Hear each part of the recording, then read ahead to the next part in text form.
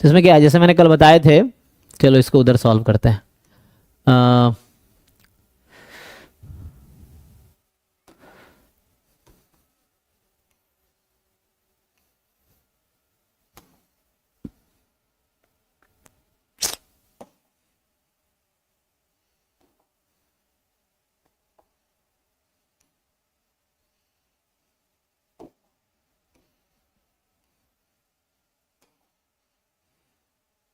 देखो तभी मैं कल क्या कह रहा था कि हम लोग क्या करते हैं, इस इक्वेशन को ऐसा समझते हैं कि ये है ए भी वन या ए एक्स वन बराबर बी वन, ये है ए एक्स टू बराबर बी टू, और ये है ए एक्स थ्री बराबर बी थ्री। ठीक है, तो आप बस X one X two X three को देखो, तो X one plus X two plus X three ये आपका इक्वल आएगा, X one X two X three vector को अलग अलग ऐड करो तो आएगा टू टू टू, यहां तक ठीक है।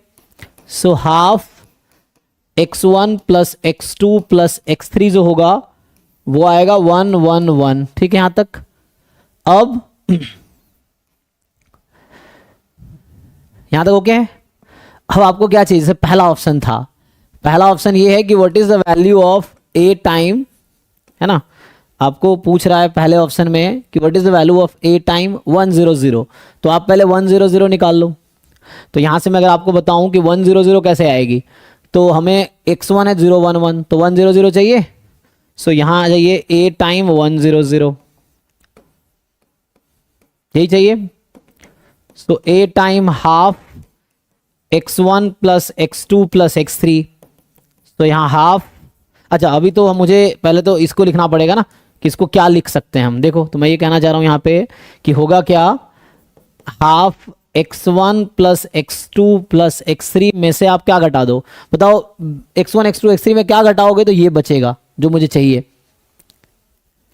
तो x1 घटाना पड़ेगा, तो x1 घटा लीजिए। सो ये जब घटाएंगे आप तो बचेगा 100, और यही मुझे यहाँ चाहिए।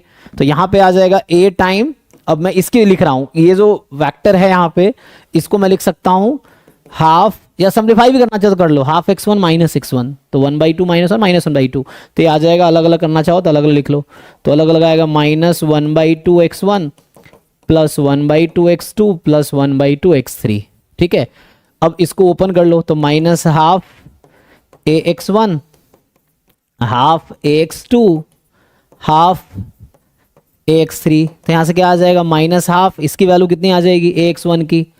सो ए एक्स वन की जो वैल्यू आएगी, ठीक है, सो ए एक्स वन की जो वैल्यू है 400, फिर हाफ ए एक्स टू कितना है 040, और हाफ यहां से कितना आएगा 004।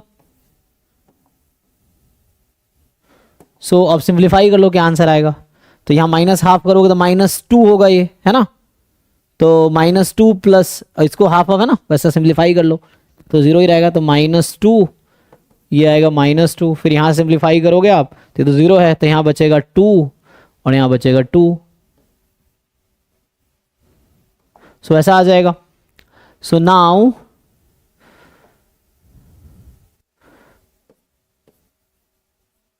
ये आ जाएगा।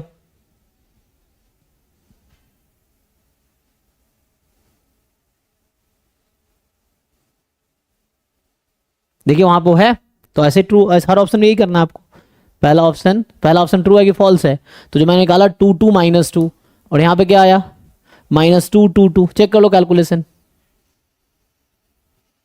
ठीक है, तो ये फॉल्स हो गया, सो दिस इज फॉल्स। तो यहाँ पे क्या है कि पहला ऑप्शन जो है फॉल्स है।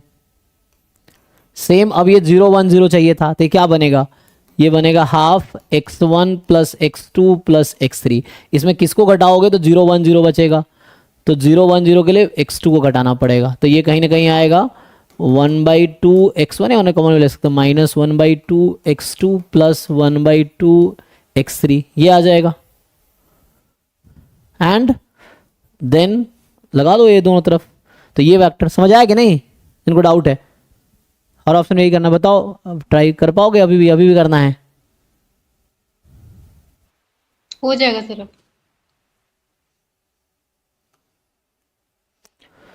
तो जैसे एक आ सर गया वैसे। हाफ x1 x2 x3 तो आप निकाले ही हैं 2 2 2, तो बार बार उसको लिखने की जरूरत नहीं है, 2 2 2 वेक्टर तो है ही, वो माइनस कर देंगे सिर्फ।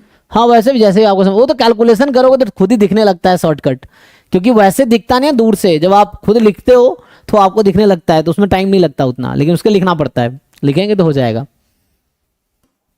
ये है वो तो इजीली से एक ऑप्शन किया, वैसे ही बाकी ऑप्शन में यही कि मैं इसमें क्या करूंगा तो ये बचेगा, बस समाऊं लीनियर कॉम्बिनेशन बनाने हैं। ईच ऑप्शन के लिए ऐसे ट्राई करना है, नहीं तो फिर पूछिए कोई एक पार्ट में डाउट है तो ऐसे पूछ सकते हैं कि डी पार्ट नहीं हुआ तो डी पार्ट कर दूंगा वैसे, लेकिन उसके लिए ट्राई करके आना पड़ेगा। एक पार्ट मैंने किया है, बाकी ट्राई करके देखिए। और बताइए किसी को और कुछ क्वेश्चन है तो पेपर में, जिन्होंने ट्राई किया हो, है ना। ट्राई नहीं किया ट्राई करो, फिर पूछो, खुद से सॉल्व करो घर पे। अगर सारे पीवाईक्यू आप अच्छे से कर लोगे ना तो एग्जाम में भी आप मोस्टली क्वेश्चन कर पाओगे, क्योंकि इन्हीं टॉपिक्स के होंगे, इन्हीं कॉन्सेप्ट पे होंगे, यही डेफिनेशन यही थ्योरम्स यूज होगा जो यहाँ यूज हो रहा है, वही आपके एग्जाम में भी यूज होगा। कुछ बाहर से बहुत कुछ ऐसा आएगा नहीं जो सिलेबस के बाहर का होगा, मतलब बिल्कुल नहीं आएगा, जो आएगा सिलेबस का ही आएगा, और वही आएगा जो पीवाईक्यूज में जो टॉपिक्स हैं, सिलेबस में जो टॉपिक्स हैं।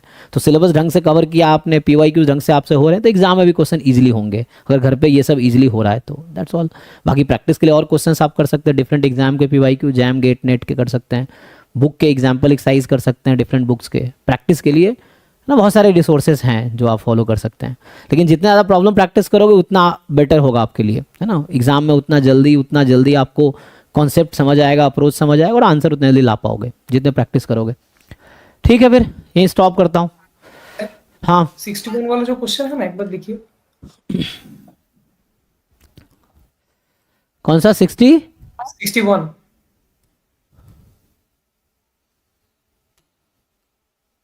बताओ।